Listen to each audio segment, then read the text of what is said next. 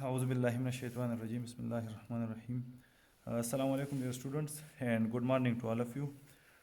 आज जैसे कि कल हमने डिस्कस किया था कि हम पहला चैप्टर स्टार्ट करेंगे। बिना टाइम वेस्ट किए बगैर मैं फ़र्स्ट चैप्टर को स्टार्ट करने जा रहा हूँ और उसमें सबसे पहला टॉपिक जो एमडीकेट सिलेबस में है वो है सेल वॉल।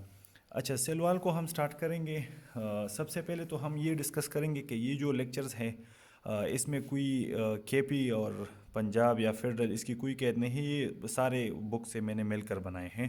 सब बुक से, केपी से भी, पंजाब से भी और फेडरल से भी जो जो पॉइंट्स हैं सबको कंबाइन किया हुआ है। इसमें एक भी पॉइंट मिस नहीं है। अच्छा, सबसे पहले जो टॉपिक है वो है सेल वॉल। सेल वॉल हमारे पास प्लांट एंड अल्जल सेल्स में सेलुलोज से बना होगा। फंगल सेल वॉल वो है काइटिन से बना होगा और बैक्टीरिया में पेप्टाइडोग्लाइकेन से बना होगा। इस डायग्राम से मैं आप लोगों की कंसेप्ट थोड़ा सा क्लियर करना चाहता हूँ। इसमें आप लोग देख ले, ये है मेडल लेमेला। अच्छा, मेडल लेमेला ये एक सेल है, ये दूसरा सेल है। दो सेल के बीच में जो बैरियर है, जो मेम्ब्रेन है, इसको हम मेडल लेमेला कहते हैं। मेडल लेमेला के बाद जो एडजेसेंट वॉल होगा वो है प्राइमरी वॉल। इसके बाद वाला जो होगा वो है सेकेंडरी। इसमें आप लोगों ने कंफ्यूज नहीं होना। बच्चे कहते हैं कि हाँ ये प्राइमरी होगा, ये सेकेंडरी होगा, फिर मेडल लेमेला। नहीं, ऐसा नहीं है। ये मेडल लेमेला है, फिर प्राइमरी वॉल है, इसके बाद ये सेकेंडरी वॉल है। ये देख के मैंने हाईलाइट किया हुआ है, this is secondary wall, this is primary wall. अच्छा, इसकी थोड़ा सा डिटेल की तरफ हम आते हैं। मेडल लेमेला हमारे पास ये sticky gel like magnesium and calcium salt से बना होगा, जिसको हम पेक्टिक एसिड भी कहते हैं और पेक्टिन भी कह सकते हैं। अच्छा, इसके बरक्स प्राइमरी सेल वॉल जो है वो सेलुलोज से बना होगा, हेमीसेलुलोज से and pectin. And secondary cell wall cellulose से बना होगा, हेमीसेलुलोज से एंड लिग्निन। अच्छा, डिफरेंस क्या है? डिफरेंस आप लोग सिर्फ ये याद रख लें कि medal lamella magnesium and calcium salt से बना होगा। प्राइमरी सेल वॉल जो है वो सेलुलोज, माइक्रोफाइब्रिल्स एंड हेमीसेलुलोज और पेक्टिन।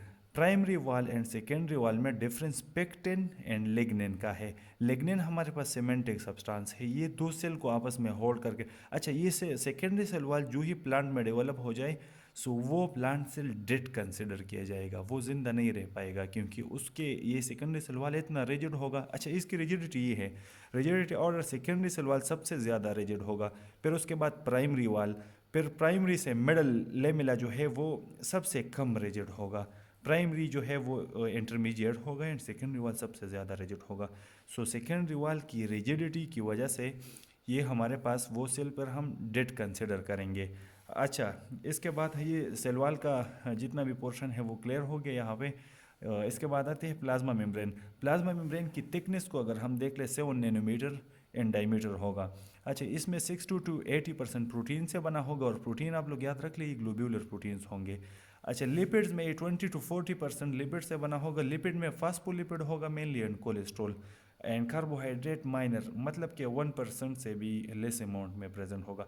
इस सेल मेम्ब्रेन पे जितने साइंटिस्ट ने इस सेल मेम्ब्रेन को एंडोप्लाज्मिक रेटिकुलम में प्लाज्मा लेमा कहता है। व्हाट? प्लाज्मा लेमा, ये पॉइंट आप लोग याद रख ले। अच्छा, साइंटिस्ट की कंट्रीब्यूशंस, गॉटर एंड ग्रिंडल सबसे पहले साइंटिस्ट आए थे। उन्होंने कहा कि ये सेल मेम्ब्रेन जो है ये लिपिड मॉलिक्यूल से बना होगा, ओनली 2 लेयर होंगे लिपिड मॉलिक्यूल के। फिर उसके बाद डेनियल एंड डाउसन आ गए, उन्होंने कहा कि ये लिपिड बाइलेयर होगा और थोड़ी सी प्रोटीन की कुछ अमाउंट भी प्रेजेंट होगा वहाँ पे। उसके बाद फिर रॉबर्टसन आ गए, रॉबर्टसन ने यूनिट मेम्ब्रेन मॉडल प्रेजेंट किया एंड रॉबर्टसन के बाद फिर S J Singer and Nicolson आए, तो उन्होंने फ्लूइड मोज़ेक मॉडल प्रेजेंट किया। फ्लूइड मोज़ेक मॉडल में ये है कि ये 2 लिपिड के फास्फोलिपिड बाइलेयर है और उसके बीच में और अंदर बाहर हमारे पास प्रोटीन्स की कुछ कंपोनेंट्स प्रेजेंट होंगे, जिसको exterior proteins and anterior proteins कहेंगे। अच्छा, सेल मेम्ब्रेन में लिपिड्स होंगे, कोलेस्ट्रॉल होगा, कंजुगेटेड लिपिड्स होंगे एंड प्रोटीन्स। लिपिड का फंक्शन वहाँ पे ये है कि ये सेमी परमिएबिलिटी ऑफ मेम्ब्रेन को कंट्रोल करेगा, मतलब कि मेम्ब्रेन सेमी परमिएबल है, ये कुछ सब्सटेंसेस को अलाउ करता है कि इससे पास कर जाए और कुछ को अलाउ नहीं करता। ये सेमी परमिएबिलिटी, ये जो एबिलिटी है मेम्ब्रेन की लिपिड की वजह से है। आप लोग पॉइंट याद रख लीजिए, एमडीकेट में एमसीक्यू आता है इस पर। कोलेस्ट्रॉल जो है वो हमारे पास बॉडी का टेम्परेचर है 37 डिग्री सेल्सियस। ये फास्फोलिपिड को बॉडी टेम्परेचर पे स्टेबलाइज करेगा। व्हाट? कोलेस्ट्रॉल। कंजुगेटेड लिपिड जो है वो सेल सरफेस मार्कर होंगे, एज अ रिसेप्टर्स काम करेंगे और मालिक्यूल्स को अपनी तरफ अट्रैक्ट करेंगे और स्पेसिफिक मालिक्यूल्स आके उन्हीं रिसेप्टर्स के साथ अटैच होंगे और उसके बाद फर्दर रिएक्शंस प्रोसीड होंगे। प्रोटीन्स जो है हमारे पास डिफरेंट फंक्शंस है इसके सेल मेम्ब्रेन में। सबसे पहला फंक्शन जो है protein as a transporting material काम करेगा, रिसेप्टर की तरफ के तौर पर भी काम करेगा, एज ए एंजाइम भी काम करेगा, और दो सेल के दरमियान जो एडजेसेंट जो पाथवे होगा वो भी प्रोटीन से बना होगा। और प्रोटीन का एक और काम ये है कि ये स्ट्रक्चरल सपोर्ट भी प्रोवाइड करेगा। इसके बाद बढ़ते हैं सेल ऑर्गेनेलिज की तरफ। सो सेल ऑर्गेनेलिज हमारे पास ये है, ये वाला पीडीएफ, ये वाला स्लाइड जो है ये सेल ऑर्गेनेलिज का है। अच्छा, सेल ऑर्गेनेलिज में आप लोग देख लें, सबसे पहले सेल ऑर्गेनेलिज प्रेजेंट होंगे साइटोप्लाज्म में। Cytoplasm nucleus, nuclear membrane and plasma membrane के बीच वाला जो स्पेस है ना, उसको हम साइटोप्लाज्म कहेंगे। साइटोप्लाज्म हमारे पास जेली लाइक मटेरियल होगा। अच्छा, इसकी प्रेजेंस की अगर हम बात करें तो ये दोनों यूकेरियाट्स में भी प्रेजेंट होगा और प्रोकैरियोट्स में भी प्रेजेंट होगा साइटोप्लाज्म। अच्छा, फंक्शन के इसमें ज़्यादातर प्रोटीन्स होंगे एंड डिजॉल्व आयंस जो कि बहुत सारे रिएक्शंस में इन्वॉल्व होंगे, जैसे कि फोटोसिंथेसिस हो गया, रेस्पिरेशन हो गया, और इसी तरह जो बाकी रिएक्शंस प्रोसीड होंगे वो साइटोप्लाज्म में ही प्रोसीड होंगे। इसके बाद आते हैं वैक्यूल की तरफ। सो वैक्यूल हमारे पास स्मॉल वेसिकल्स है, इसका सिंगल मेम्ब्रेन होगा। अच्छा, ये उसमें प्लांट्स में भी प्रेजेंट होंगे, एनिमल्स में भी प्रेजेंट होंगे, लेकिन प्लांट का जो वैक्यूल होगा वो लार्ज होगा। वैक्यूल का फंक्शन क्या है? फूड को स्टोर करेगा, वाटर को, रॉ मटेरियल्स को, और प्लांट्स में ये मेनली जो है रिजिडिटी, प्लांट सेल जो रिजिड होंगे ये वैक्यूल्स की वजह से होंगे। वैक्यूल का दूसरा काम क्या है? प्लांट सेल में यूँ होगा कि न्यूक्लियस जो है वो साइड पे पुश हो चुका होगा। किस चीज़? वैक्यूल की वजह से, क्योंकि उस प्लांट सेल में लार्ज वैक्यूल्स प्रेजेंट होंगे। एनिमल सेल में न्यूक्लियस जो है वो बीच में प्रेजेंट होगा, क्योंकि वहाँ पे वैक्यूल्स स्मॉल स्मॉल होंगे। अच्छा, इसके बाद गल्जी अपरेटस है। सो गल्जी अपरेटस हमारे पास इंटर कनेक्टेड सिस्टर्नीज है। याद रख लें, माइटोकॉन्ड्रिया में क्रिस्टीज है, यहाँ पे सिस्टर्नीज है, और ये सारे यूकेरियोट्स में प्रेजेंट होंगे। इसका काम क्या होगा? एंडोप्लाज्मिक रेटिकुलम से जो प्रोडक्ट निकल कर आएगा ना, वो गल्जी अपरेटस में उसकी मॉडिफिकेशन होगी। इसके बाद जो ऑर्गेनेलिज है लाइसोसोम, लाइसोसोम भी वेसिकुलर स्ट्रक्चर्स है, सारे यूकेरियोट्स में प्रेजेंट होगा। और इसका काम क्या है लाइसोसोम का?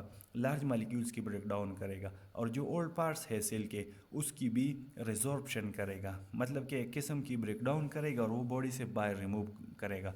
रफ एंडोप्लाज्मिक रेटिकुलम, ये हमारे पास इंटर कनेक्टेड नेटवर्क है, ये भी ऑल यूकेरियोट्स में प्रेजेंट होगा। रफ एंडोप्लाज्मिक रेटिकुलम को रफ क्यू कहते हैं और स्मूथ एंडोप्लाज्मिक रेटिकुलम को स्मूथ क्यू कहते हैं। रफ एंडोप्लाज्मिक रेटिकुलम का मेम्ब्रेन रफ होगा क्योंकि इसके साथ राइबोसोम्स अटैच होंगे, और इसी वजह से इसका फंक्शन प्रोटीन प्रोडक्शन होगा। ये प्रोटीन की प्रोडक्शन, प्रोटीन बनाएगा। स्मूथ एंडोप्लाज्मिक रेटिकुलम के साथ कोई राइबोसोम अटैच नहीं होगा, ये भी ऑल यूकेरियोट्स में प्रेजेंट होंगे। एंड इसका फंक्शन ये होगा कि ये लिपिड की प्रोडक्शन करेगा, फैट्स की प्रोडक्शन करेगा, और जो हार्मफुल मटेरियल्स है वो बाहर रिमूव करेगा।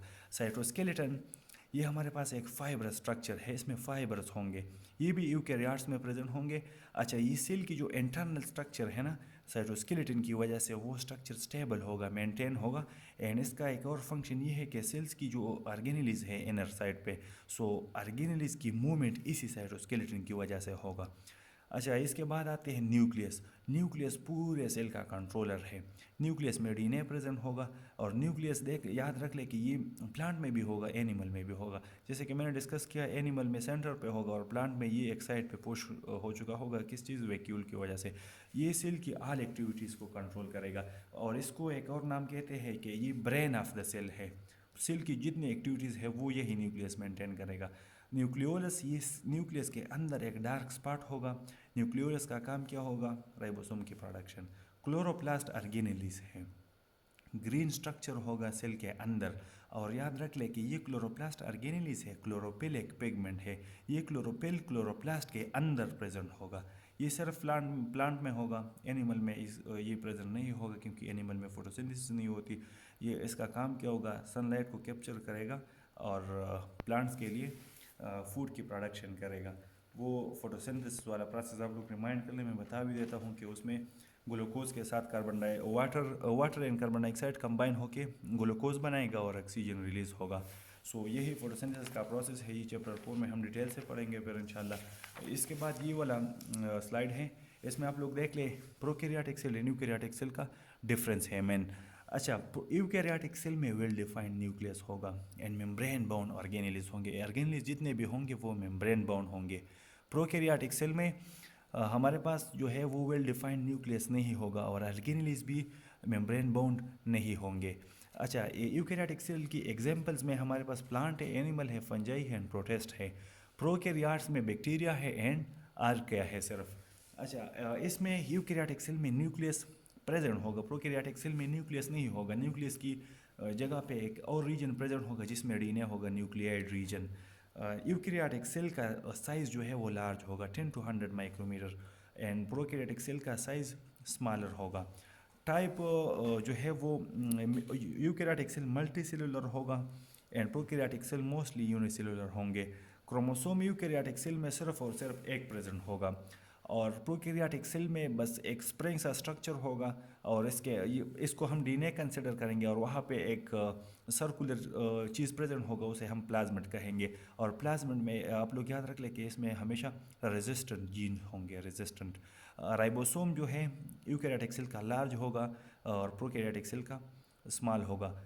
इसका ग्रोथ रेट यूकैरियोटिक सेल का स्लो बढ़ेगा एंड प्रोकैरियोटिक सेल का फास्टर होगा। प्रोकैरियोटिक सेल 1 घंटे में तकरीबन बहुत सारे काफिज बनाएंगे। जैसे कि वायरस को हम डिस्कस करें, बैक्टीरिया को डिस्कस करें, सो वो मिनट्स में अपनी जो प्रोडक्शन है वो बढ़ा देते हैं। ऑर्गेनेलिज यूकैरियोटिक सेल में प्रेजेंट होंगे, मेम्ब्रेन बाउंड होंगे और प्रोकैरियोटिक सेल में कोई ऑर्गेनेलिज प्रेजेंट नहीं होगा। हाँ, राइबोसोम होगा और वो राइबोसोम वहाँ पे प्रोटीन की प्रोडक्शन करेगा, लेकिन बाकी जिस तरह माइटोकॉन्ड्रिया है, एंडोप्लाज्मिक रेटिकुलम है, गोल्गी apparatus है, ये चीज़ें वहाँ पे प्रोकैरियोटिक सेल में प्रेजेंट नहीं होंगे। अच्छा, हेरिडिटरी इन्फो यूकैरियोटिक सेल की बात करें सो इसमें हेरिडिटरी इन्फो दोनों में प्रेजेंट होंगे, यूकैरियोटिक में एंड प्रोकैरियोटिक में। हेरिडिटरी इन्फो का मतलब ये है कि ऑफस्प्रिंग में पेरेंट्स से जो ऑफस्प्रिंग में इंफॉर्मेशन आती है ना, सो वो दोनों से प्रोकैरियोटिक सेल में भी यही होगा, पेरेंट्स से ऑफस्प्रिंग में इंफॉर्मेशन जाएगी, यूकैरियोटिक सेल में भी यही होगा। अच्छा, सेल वॉल जो है यूकैरियोटिक सेल का सिंपल होगा। प्लांट और फंजाई सेल्स में, जैसे कि प्लांट में सेलुलोज से बना है एंड फंजाई सेल्स में काइटिन से बना होगा। और प्रोकैरियोटिक सेल में सेल वॉल जो है वो काफ़ी कम्प्लेक्स होगा, जैसे कि हम बैक्टीरिया की सेल वॉल को देख लें, आर्किया की सेल वॉल को देख लें, ये दोनों आपस में भी एक दूसरे से डिफरेंट है और बहुत काफ़ी कम्प्लेक्स है। इसमें बहुत चीज़ें प्लांट के और एनिमल की सेल वॉल में सेलुलोज और ये चीज़ें प्रेजेंट होंगे और इसमें सेलुलोज के साथ बहुत सारी चीज़ें और भी प्रेजेंट होंगे और इसका पेप्टाइडोग्लाइकेन से मोस्टली बना होगा। पेप्टाइडोग्लाइकेन, पेप्टाइड भी होगा, उसके साथ ग्लूकोज अटैच होगा। अच्छा, सेल मेम्ब्रेन यूकैरियोटिक सेल में प्रेजेंट होगा, प्रोकैरियोटिक सेल में कोई सेल मेम्ब्रेन नहीं होगा। साइटोप्लाज्म भी यूकैरियोटिक सेल में प्रेजेंट होगा, प्रोकैरियोटिक सेल में कोई साइटोप्लाज्म नहीं होगा क्योंकि वहाँ पे तो न्यूक्लियस है ही नहीं। सो जब न्यूक्लियस नहीं है सो न्यूक्लियर मेम्ब्रेन से हम ये डिस्कस कर देंगे, न्यूक्लियर मेम्ब्रेन से प्लाज्मा मेम्ब्रेन तक की जो इनर रीजन है इसको हम साइटोप्लाज्म कहेंगे और प्रोकैरियोटिक सेल में कोई न्यूक्लियस नहीं होता, सो इस वजह से इसमें कोई साइटोप्लाज्म भी प्रेजेंट नहीं होगा। अच्छा, डीएनए रेप्लिकेशन इसका सेलेक्टिव ओरिजिन होगा यूकैरियोटिक सेल में और इसमें जो है प्रोकैरियोटिक सेल में इसमें एंटायर जीनोम है वो एक ही दफ़ा रेप्लिकेट होगा और पूरा जीनोम रेप्लिकेट होगा और इसमें सेलेक्टिव ओरिजिन में डीएनए का एक स्पेसिफिक पोर्शन लिया जाएगा और उसकी रेप्लिकेशन होगी, उसके बाद फर्दर प्रोटीन बनेगा एंड ये चीज़ें पेरेंट से ऑफस्प्रिंग में उसकी कैरेक्टरिस्टिक जाएगी। सो ये था short lecture about cell and cell form and functions. इसके बाद इंशाल्लाह हम डिटेल लेक्चर इस पे डिस्कस करेंगे। ये जस्ट एक रिव्यू थी जो कि मैंने शेयर किया आप लोगों से। इसमें ज़्यादातर एमसीक्यूज़ जो है वो ऑर्गेनेली से आते हैं और एक दो MCQ cell wall and cell membrane से भी आ जाते हैं। सो माइक्रोस्कोप और वो चीज़ें, फ्रैक्शनेशन, वो चीज़ें आप लोग स्किप कर ले, उसकी ज़रूरत नहीं है। सो यही तक काफ़ी होगा इमडिकेट पॉइंट ऑफ व्यू एंड इंशाल्लाह इसके बाद में डिटेल, ये बस जस्ट एक ओवरव्यू थी, एक समरी सी थी। ये जब आप लोग देख लेंगे सो इसके बाद डिटेल लेक्चर्स आएंगे, सो वो उसमें फिर आप लोग के लिए काफ़ी आसानी होगी। थैंक्स सो मच, अल्लाह हाफिज़।